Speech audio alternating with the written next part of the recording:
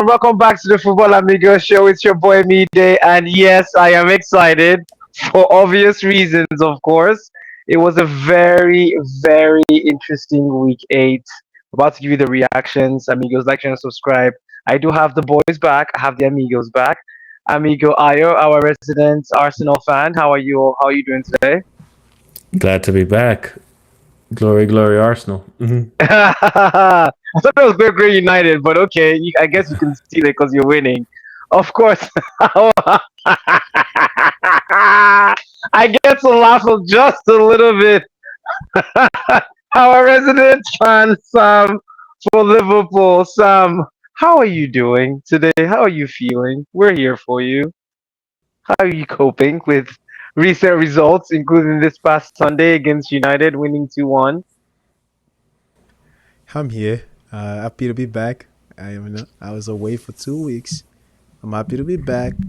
A little bit sad, but there's a lot of positive to take away from all these things that are happening, both at the Liverpool side and also in the personal side of things. Really? Positives? Oh gosh. Amigos, we would love to hear that definitely as we jump into it. So let's start with Arsenal. We'll table United and Liverpool to the side for a second. We'll talk about Arsenal. Arsenal, of course, played against Fulham. It was a derby, a London derby game. They played on Saturday. Arsenal was playing away to Fulham at the Craven Cottage. And of course, Arsenal won 1-0. I think Calafiore's goal was a beautiful goal and should have stood personally, but it was a very good goal. But Leandro Trossard had a good game on the left side of the field, and it was one of those games where, for you to be the champion of the Premier League, those are the types of games where you grind out results. And again, Arsenal are showing the ability to grind out results. They are showing the ability to change gears. They are not just defensively strong. And I don't buy into people saying they're set piece FC. They score in different ways. And you need to be able to score in different ways, including set pieces. Of course, amigos, set pieces, as you know, is corner kicks, free kicks, penalties, throw-ins. Those are what we call set pieces. But Arsenal have found a touch to use those as their, forgive the pun, arsenal to be able to win games. We'll love to start on Ayo and just get his reaction from that game. Ayo, it seems to me that Arsenal is showing championship quality in every single game that they play in, and what has attributed to that, especially going to a derby game against Fulham and winning? Well, I was nervous about the game. Fulham are very strong at home. Say what you want about the away form. They have really good players. And, it's not the London Derby, but it is a London Derby. So you can expect the fans, Fulham fans will be up for it, as well as the players. And it showed from the start. What I've come to see about Arsenal, and a big part of why I think we're looking a lot stronger and getting consistent results this season, is I just think we're a more complete team this season. You can see how everything that's been put in place, over the last 4 or 5 years, obviously without a trophy to show for it, but actual margin gains all over the pitch. And it's come to a place that we can manage teams under multiple different conditions. I'm bringing this Fulham game kind of similar with the Newcastle game, where you go to a place that is supposedly hostile. You go to face a team that is up for the physical battle, that's really ready to fight to the death, and honestly, you come out the top team. I think, I'm not even sure. I think Fulham had one shot on target the entire game, and they're at home with your fans, and we really minimize your threat in a way that I don't think any other team in the Premier League can do right now. And that, I think, is the foundation of why we're looking a lot stronger than our competition. The famous adage is offense wins you games and defense wins you title. I think Arteta has just built a really, really solid structure that can withstand pressure. And I mean, what are we on? 3 goals conceded this season. The only goal from open play we conceded was against Haaland, who is a specimen, and so that just says about what's really working for Arsenal. And the goals are there. I think we're the second highest scoring team in the Premier League. We're probably 1 or 2 behind maybe Man City, but goal difference we definitely have the highest. And a lot of the open play statistics, we're top or second to top on those parts as well. So even the narrative of set piece FC, I feel is forced. We just get a lot of corner opportunities based on the level of dominance we're having in the game. Because if you look at our overall conversion rates, we're not really the most efficient with set pieces. We just push opponents back and get a lot of set piece opportunities that we often end up scoring goals because we have good and athletic player. What's the Marvel thing? We have a Gabby at home, to make something happen. And I think that's really what it is. Arteta has just built a team with solid fundamentals, and those solid fundamentals are strong enough to carry us through difficult games or difficult periods during games. Oh, absolutely. I mean, Arsenal's tactical ability to pin teams in their own half and their own box is the reason why you have so many corner kicks, because you are constantly attacking. You stay on attacking moments in autopilot in their half, and the fact that they have to defend or block shots is the reason why there's a lot of corner kicks happening. The more you spend time in the opponent's half and in the opponent's box, the more probability of you getting more corner kicks. And if you know how to use them to your advantage, then that's the reason why you score up to 10 goals last season, because of corner kicks. And it's part of the game. People can have their opinions about you using that to win games. So be it. I would rather be in your shoes as a United player using set pieces, which is one of the reasons why we beat Liverpool. Yeah, I can actually say that. It's the ability to use set pieces. It is part of the game, and not a lot of team use this to the ability. Long may it continue for you if you're using it well. Sam, your thoughts about Arsenal's current dominance at this point? I'll call it dominance, really. Yeah, you can say that. I think I used the word complete. For sure, Arsenal is complete right now. Yeah, I think Arsenal is the most complete now in the Premier League. If I can, yeah, the players are playing together. When you have players like Saka back on the pitch, and you have backup players in almost every aspect. Uh, I'm not surprised that they're doing well. If they keep it up, that's excluding Jesus and Kyle Havertz being out. If they keep it up, I see them winning trophies for sure. I was looking at the Champions League game. I took a little phone call and I came back. It was 4-0. And I'm like, what happened? It wasn't so much because the opponent was sleepy or opponent wasn't the greatest. It was just the fact that Arsenal is getting in every corner. The attack is straight up. Their passes are quality passes. And I think that those are the good quality that I see in Arsenal. I wish them all the best for sure this season. And it's interesting you bring up a good point, Sam, about playing Champions League against Atletico Madrid and winning 4-0. This is an Atletico Madrid team that's built on a very solid defense. And if Arsenal can score 4 against them, it truly shows the strength, not just in depth, but the dynamism of the attacking style of play of Arsenal for them to be able to score 4-0. It's not easy scoring 4 against Atletico Madrid. It's not. It really isn't. They're built on a defensive structure, and for you to score 4 against them shows how good you are, and to stop them from scoring against you, because they do have players that can score as well. So One shot on target. yeah, yeah, that's not easy. That's not I easy was to really do. impressed. Yeah. I'll give Arsenal their credit. Even though they're my rival team. I'll give them their credit, especially from a coach's standpoint. There's so much I can learn from just watching them, which will be always be beneficial for any team, really. Amigos, like and subscribe. Let us know your reactions about the Fulham Arsenal game. Very impressed with Arsenal, and we'll see how far they can push themselves into the season. Yes, the one I'm excited about, of course, amigos. Liverpool played United on Sunday. United played away at Anfield. Some people call it Harry Anfield now. Of course, Harry Maguire scoring the winning header at the 85th minute of the game, winning the game for United 2-1.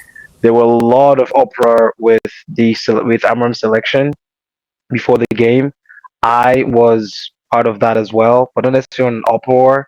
Just trying to figure out what his plan was, and it looked to me that his plan worked. Now, of course, there were shaky moments on the outsides between Gakpo and Delete, but Delete's improvements to stay strong, regardless of if he doesn't have pace or not, is the reason why he starts more games now. I think United played very well, and for them to show the confidence to score within the first minute of the game was very impressive. Was very impressive. It was a United team that looked like they had a plan and they wanted to follow it. Now, I'm not going to get carried away. These are games where United tend to show up because they're playing against a big rival. It's the game of 4 or 5 games after this where they play Brighton and Wolves and other teams. That's what I'm looking for. I'm trying to see if they can replicate the same energy and this same execution of game plan and tactics to win those games. That's what I'm looking for. It's not just playing Liverpool and just winning 2-1. It's the next 5 games. But of course, I will enjoy it while it lasts. I felt Liverpool had good chances. I was very surprised with how many chances they missed.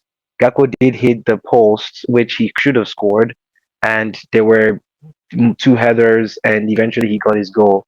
So Liverpool did have their chances. Having a goalkeeper that can actually save shots is also a blessing to have. I think Blackley Lamans had a very good game. I felt the trio of Konya Mount and Mbeumo was good. It's going to be interesting to see how Sesko comes into this team if Konya can play the same way he played at Anfield and then starts getting goals. Maybe it might be a situation where United keeps playing those three up top and then we bring in Sesko to change the game. That might be another style of play that we can adapt to unlock teams. Very impressive performance by the team. I thought we did very well in midfield as well. Very surprised how Casemiro and Bruno played. Um, Again, it looked to me that Amram is relying more on experience moving forward than youngsters, which, if it works, great. We have nothing to lose. We don't have that many games to play during the season anymore, not being in Europe. But a win is a win. They went to Anfield against all the odds and they won. Again, the challenge would be the 5 games afterwards. Ayo, I'll come back to you with your analysis from a United perspective. But Sam, again, Liverpool's looking shaky at the back. Long balls are becoming an issue for them to deal with. There is also miscommunication between Mamadashvili, the goalkeeper, and Kanate and Van Dijk in that defense. It also looks to me that the right back and left back situation just isn't working right now. Bradley is young; he will become better. Perkez looks like he doesn't have a solid relationship with the other 3 defenders at the back. Mo Salah is misfiring and not scoring goals. What is going on with this team, especially with the amount of players they have? Is it a situation where certain players should be dropped and certain players should play to start the game?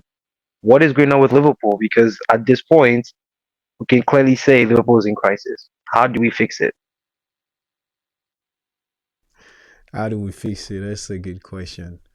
Um, yes, I agree. Liverpool is in crisis, but it's a fixable crisis. Let's start from first of all, we have barely won. We had 5 out of 5. We barely won those fives. to be honest. You know, the warning signs were there, you score, the comeback, and you find a way to win the game.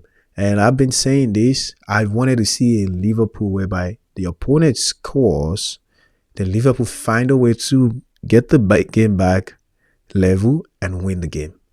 And if you notice, all the games that we've lost, they scores for us, and we just find it hard to come back and even win the game. So there's a big crisis. There's a lot of things that can that can point to. However, going back to the United game, I think it was just unlucky for Liverpool. I think we had 3 balls hit the bar, and Cody Gakpo missed one header, a few things like that. If one or two of those went in, we'll be having a different conversation. We might be having an Amaran conversation. However, big credit to Amaran, because this time he did change something. He changed the formation, he changed the players, and that's what we're looking for. That game feels like a 5-4-1 to me. Honestly, You're right, because United had chances as well too. You're absolutely right. Yeah. So coaches got to change. So big credit to him. I'll give him that for sure. But going back to Liverpool, and I would say I'll pick on the coach now before I break everything down. I do think the slot machine is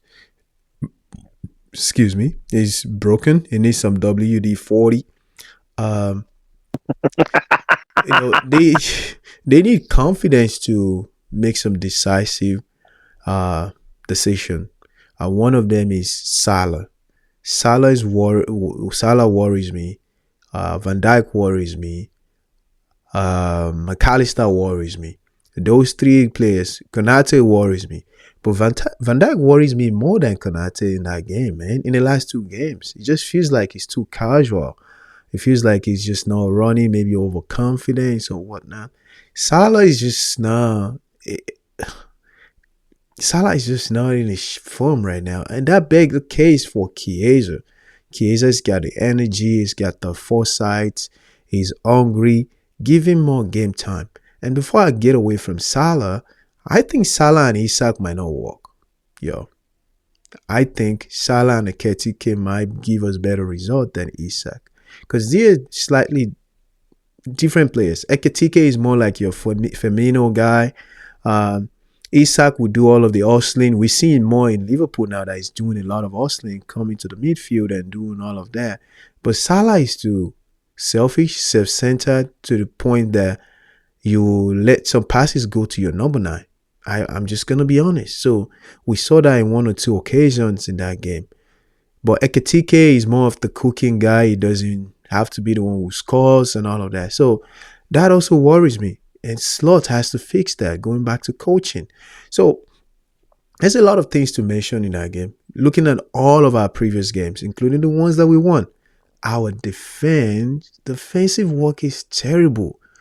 Every little opportunity we get, we want to run forward. And that's why Maguire was able to score that game.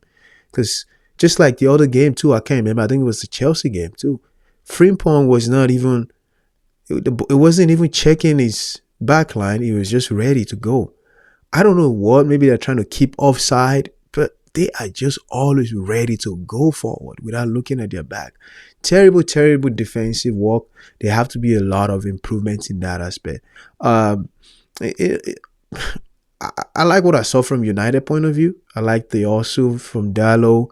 Like I said, the coach made some really good decision. I like the early substitution from him. Hey, I need to take people out of 60 minutes because Liverpool was pounding on you guys, the second half. So fresh legs helped a little bit. And the moment I saw that Maguire was going to be in that game, from the very first minute, I'm like, oh, I see what this guy is trying to do. He's just gonna have a rock solid guy at the back. But overall, I'm not sad about all of that. I just would really wish Slot is gonna face this machine. We have the talent, and I personally think it's too early to be expecting too much from Liverpool team. To be honest, I'm just people were saying at the beginning of the season, oh, they're gonna buy the league, they are the favorites and all of that. There still got to be a lot of gelling. We see how they use Florian Wirtz a lot of times, and they realize that yeah, this is probably not giving us the optimum result. Let's drop him. My question is, why do you play McAllister, who is not defensive minded, in that kind of game? And when he had an head injury, why don't we bring more creative player that can track back a little bit? Curtis Jones would have been in sooner in that game. To me, there's just a lot of pieces that I don't understand, but I'm not worrying like that. Like a lot of people are worrying. I don't think the coach should be fired. I think we just have to fix some of these things and have the balls to change things. Like Salah, you're not starting this game. I'm sorry. Salah, you start this game, second half, you play rubbish, you get back, you get off the pitch. Let somebody else come in. You just have to have the balls to make this move. Again, I think it's too early to be expecting the team to gel. Frimpong, Florian Wirtz, Isak, Ekitike, those are pivotal points, pivotal position on the field that it will take some time for you to gel. You can't reproduce what Trent was doing in the shortest time possible. And I'm not making an excuse for Liverpool. I also think losing one of their players over the summer can also affect them as well. They've won 5 out of 5. Don't see that as a success. They barely won it, and those were against teams that, okay, excluding Arsenal, teams that maybe Bournemouth as well, teams that you can say, they should probably win that game. So we shouldn't be too excited by any couple more wins that we'll get. I know I'm taking too much of your time, but we have to. There's a lot. This is a rebuilding process. I, as a Liverpool fan, I see it. It's not because we lost back to back. It's a rebuilding process. I've been saying it. Florian Wirtz is probably not ready for Liverpool. He doesn't have the energy. Isak, I don't think we should have bought him. All of those things still come into play, and I think that's one of the things the coach is struggling with. Ayo, what's your thoughts?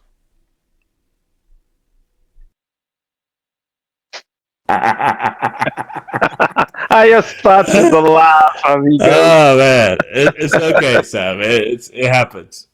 It happens. I don't know how I feel about the game. It's oh man. Why are you on the fence, Ayo? Why are you on the fence? No, why I'm saying I don't is it's a game that is completely defined by the outcome. Well, the narrative for that game is completely defined by the outcome.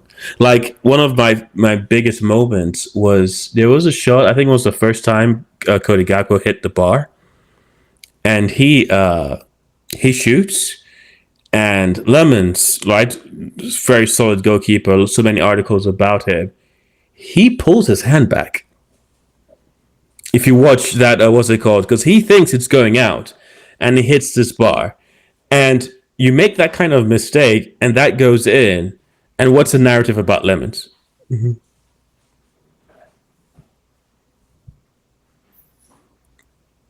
It might not look that way. Yeah, but like right in that moment, that's something that looks like a completely bad call, but it doesn't go in, it hits the bar and goes out, and all of a sudden he's a much more solid goalkeeper at the back. And there were just like many such moments in the game. And there were so many that for me, I was like, I mean, Gakpo, yes, he scored, but like, how many opportunities did he miss to put it away? And so I'm like, so a lot of the things with Liverpool, it's not that they're not creating chances, which is something about how we criticize like what Liverpool is doing this season. Like I wouldn't be as critical as Sam has been against Slot and everything. Like the one thing I will say is recruiting way too top heavy. Absolutely way too top heavy. There are many different kind of games. I need the kind of players. So Van Dijk, he's having a poor showing. Who do you replace him with? That's the question. Right? Yep. Konate, he's not quite there. The fullback's too offensive. Ukerkes and Frimpong. Bradley, like what they've done in the defense, it's almost like they're trying to build from front back where the rebuild, I guess, from front and back, where the consensus was always to build from back to front. And so that's the feeling. I mean, and to be fair, they did try and get Gahey. And if they had gotten Gahey, maybe the defense would have been a little bit more balanced and allow for more rotations, but they didn't. And so it looks like their transfer decisions for the first time was poorly planned. Other than that, Man United did really good things. I mean, their intensity. Mbuemo is a fantastic player. Everything that they did only works because Mbuemo is on the pitch. It doesn't work if Sesko is, because you need the intensity and you need the threat of runs in behind. And so what that does is making the front press high enough, but the back four cannot compress because they fear the threat over the top, which Mbuemo is fantastic at. And if you use Sesko, that threat is not quite there, and actually Liverpool will be able to squeeze even more. And so they created a situation where there were just big gaps in the central, and you talk about second balls, and they were able to dominate the game. And so, I mean, Mbuemo is a fantastic player. Man United did really well. They played really brave. But honestly, like, it's just one of those games where it's like, look at the XG separation, the clear-cut chances. I'm like, it could have been a 2-1 game. It could have been a 2-2 game. It could be a 3-2 game. It could be like a 5-3 to Liverpool, like depending on how that game played out. So it's one of those games where it's like, on the positives for Man United, this is something. Second game won, back to back. I think that's for the first time. And look at who you did it against. Like, Sunderland, say what you want. They won over the weekend as well. So So they're an impressive team. So the win has credit in the bank. And then next against the previous champions, the reigning champions, and you do it back to back. So that has a lot that I think will give Man United confidence. The question now is, we'll just have to wait and see. For Liverpool, I don't think they can win a Premier League this season, honestly. And I say that just from the grounds that if you're having these kind of mistakes, if you're losing games this way, like at some point, everything's going to click. Like, we know who Isak is. We can say whatever we want to say, but we know who Isak is. We know who Salah is. We can criticize him from head to toe, but that was the guy who was on Ballon d'Or form last season. So say what you want. He's going to come good. We know what Florian Wirtz is. An adjustment to the center midfield is one of the hardest things to do. It has the hardest zones in the pitch to blood in a player. And to do that at the Premier League at the highest level, it's going to take time. He has the biggest learning curve to make Liverpool tick, but he has to play through it. And so I believe Wirtz will come good. Ekitike is a fantastic find. I don't know how he made that transition. It's a brilliant acquisition. I just don't think it will settle in time to mount a title challenge. Because you look at Man City, for some reason, they seem like a more coordinated team. I know they lost, but Tottenham seem to play very well. And so they have a lot more consistency and stability. And of course, Arsenal, who are managing games a lot better. So, Liverpool, fantastic team, but they're showing really big weaknesses that they might not be able to correct till January, if I'm being honest. And Yeah. to add to that, January is the awful time to try to correct anything, honestly. You have players like Salah when in the season when there's Ramadan, all those things, I believe he has to go to play. Aren't they playing AFCON this year? Yeah. So Yes. it's I'm not predicting Liverpool for Premier League, honestly. It's unfortunate, but I'm okay with that as long as we gel. We have other competition that we hope to get some trophies in. Yeah, it was an interesting game. I didn't predict the game going that way. I thought Anfield was enough of a shield for Liverpool, but Man United showed that even Anfield can break, and that's impressive. Mm-hmm. And I honestly think what may have created the environment for United to go on to win was that early goal. I think that early goal was really surprising to everyone, and it took Liverpool by surprise as well too. They would never have thought United could score that early in the first half and just started to control the game and started to play more chances as well. But it seemed to me that from a tactical standpoint, I think something that surprised me with United and made me realize Amram is changing things. You notice United were playing into pockets right beside the 18-yard box, trying to get behind the defenders. And that has been an issue with Liverpool. And I noticed this when Ahmad played that ball into that pocket for Mbemo to run into. And you notice after that, I believe it was Bruno that did it again as well. But we had another chance. They kept playing into those pockets right right close to the 18-yard box on the outsides of the 18-yard box. And another game that I noticed this was done was when Crystal Palace came into town against Liverpool. They did the same thing. And I think it's becoming a situation now where if you go long against Liverpool, they're shaky. If you play into the pockets with diagonal passes into that space, right right between if you have the 18-yard box here, that pocket of space, if you play it diagonally into that for a running striker to run to and you're quick, he beats Konate or Van Dijk on either side. And that's becoming a problem because Bradley and Kirkes are not reading the game well to stop that ball from being played into that space.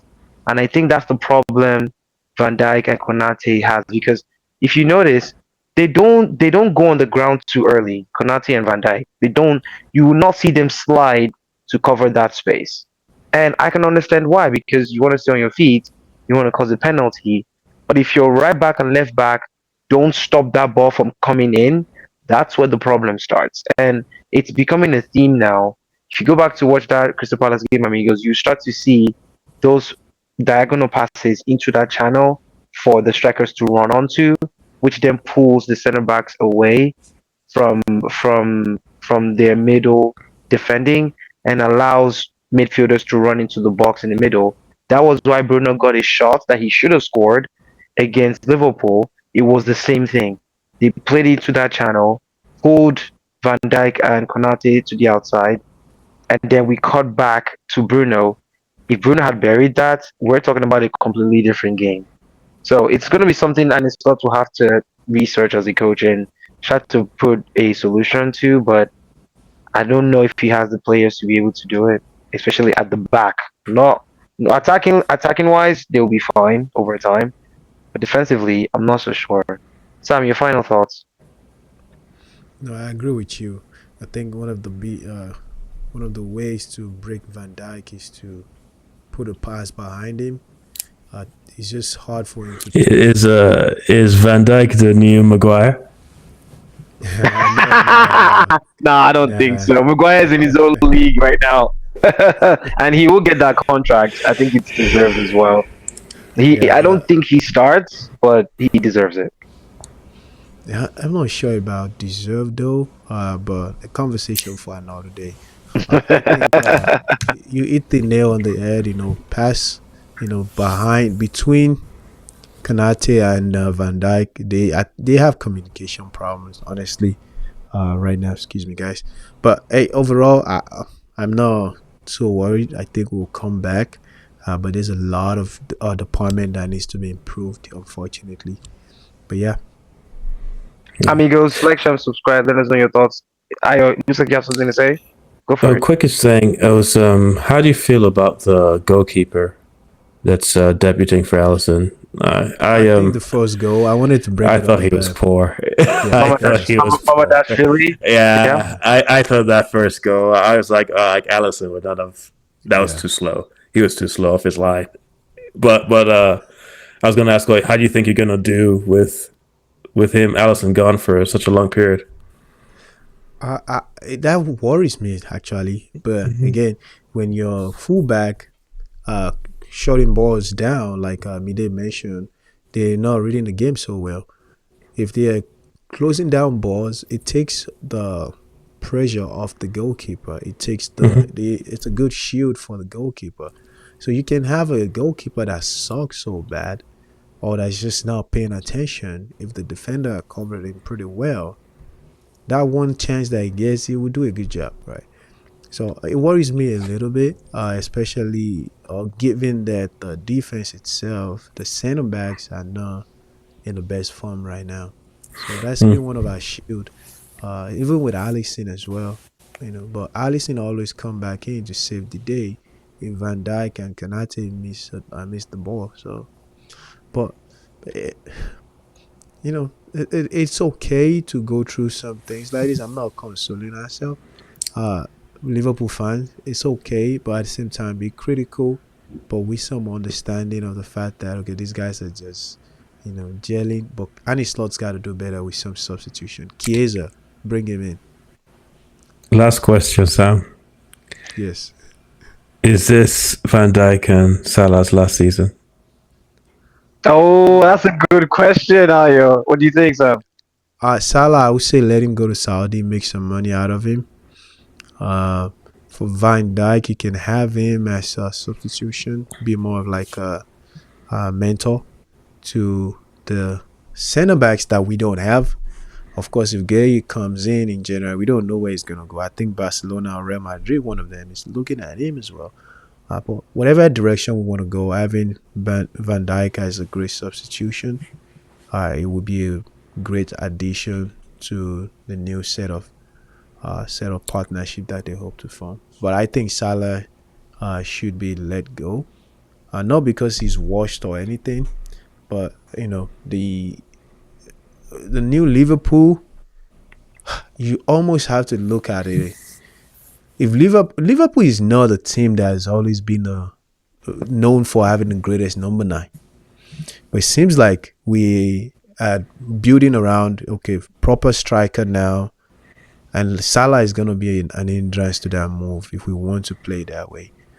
You want a winger who's in service of a striker. Exactly. So Salah is too about himself, and he's good for us. He's been good for us, but I don't think he's gonna let Arne Slot or the team shine if he still wanted to be the top man.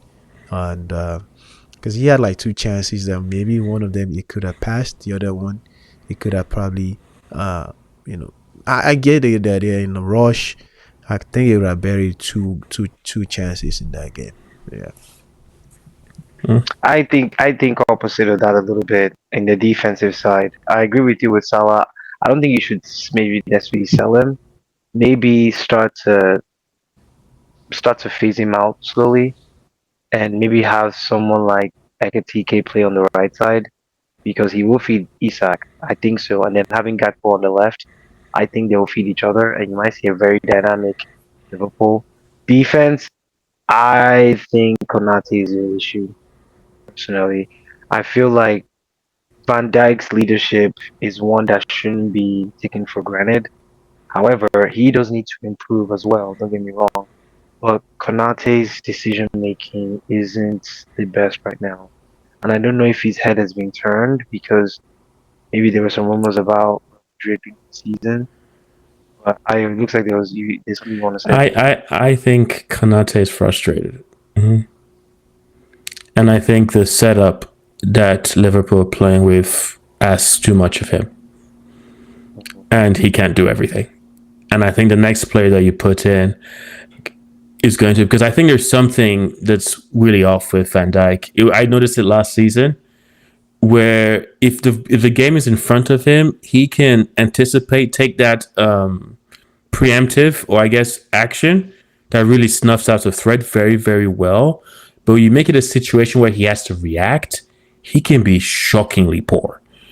And last season, like without the recovery pace, or what's it called, to deal with it, like even towards the end of last season, it becoming more apparent. And this season, it hasn't stopped. I think it's asking way more of Konate than it should. Like, I'll give you 2 dynamic center backs in Gabriel and Saliba. Yes, Saliba is expected to cover a lot more ground than Gabriel, but Gabriel works and covers a lot of ground too. It's not all on Saliba to cover like runs in behind and managing the space. And Gabriel will pitch in, and so they have a shared like a balanced workload where Saliba still does the majority of the running.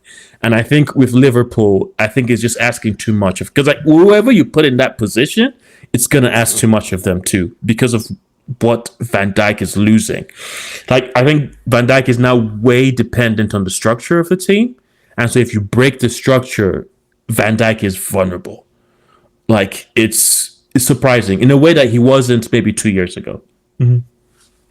No, those are great observations. In Sam, go addition ahead. to that, we'll get off this Liverpool thing now. We also noticed that one of the things I've covered Liverpool's bought is having Gravenberch more of a defensive midfielder role last season, but now he's more of center mid and all of those things. And like to Ayo's point, it leaves Kanate open a lot. It leaves him trying to cover a lot of ground. It leaves him having to turn back around when the midfielder can't clean up the ball. So it's just a lot of problems that are cascading. It's not just the attackers. However, I think if the attackers are converting, some of these things Takes the pressure. We just move from them. So, yeah. Because, like you said, with that first goal for Man United, like really strong offense breaks teams. Like no matter what, you can suck the energy out of a team if you're scoring your chances. So maybe that's it, but we'll see. Maybe. No, those are great observations, and amigos, this is why we love you all in this channel. We don't only point out flaws, we also come up with solutions as well, because these are also human beings. They are not robots. They will make mistakes, and the less mistakes, well, except for Holland, I think that's what I am trying to show us. He's on a No, different no, level. no, no. I'm in class. I'm like teacher. Can I ask a question? Final question. Sure, go for it. Someone had the temerity to say Diallo is one of the best wing backs in the Premier League. He's not there yet. And I said, what are you talking about? However, how do you feel about how he's playing as a wing back? And do you think that's viable long term? I think it is. I think it is. I think personally, I would play him on the right, Dogo on the left, and then bring in Dallo to shore up things when we are winning the game in the second half. That's what I would do. Ahmad, if you give Ahmad the space to roam, he does amazing things. He really does. If you put him as a 10, he would drift always to the wing and leaves a hole there.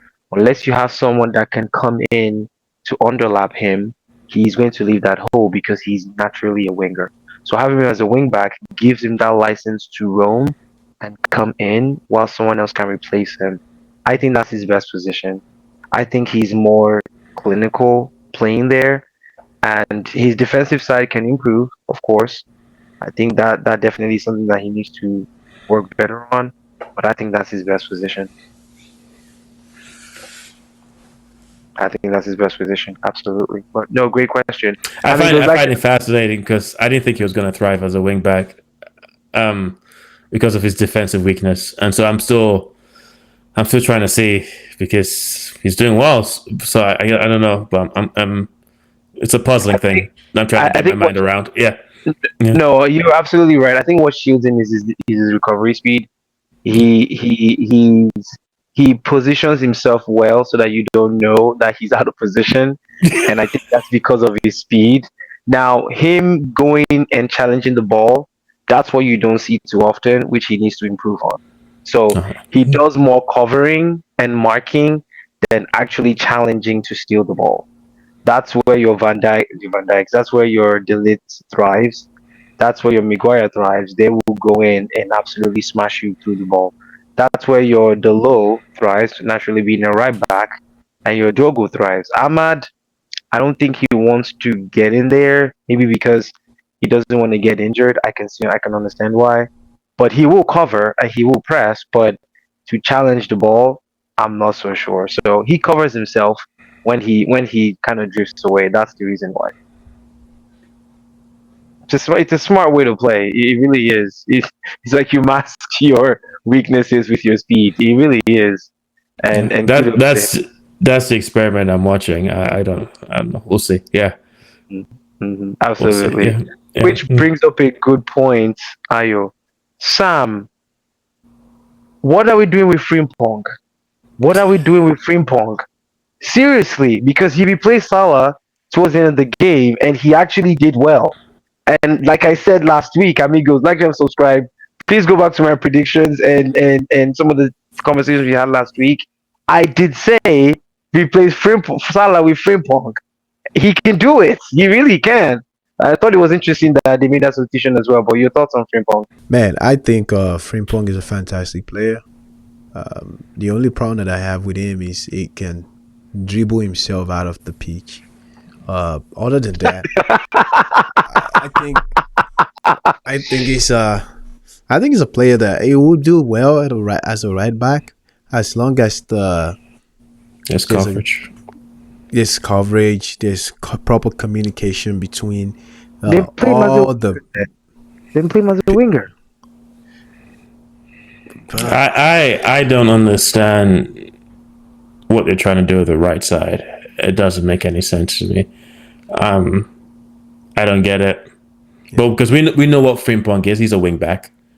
That's why I wanted him to get. That's like my idea to get him, and I'm like, so I'm not exactly sure. Like it's unclear what Liverpool are trying to do. I mean, like we can only know once it clicks, but it's unclear. Yeah. And I think the coach himself is a little confused. I think Yeah. I don't think he has found his top 11 yet.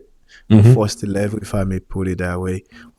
They created They created a series of problems by letting people go early, and also bringing in so many players. Not just so many players, even the ones that are in different positions from attacking positions, they are attacking minded players. So it just leaves us. It just leaves the defense unkept, if I may.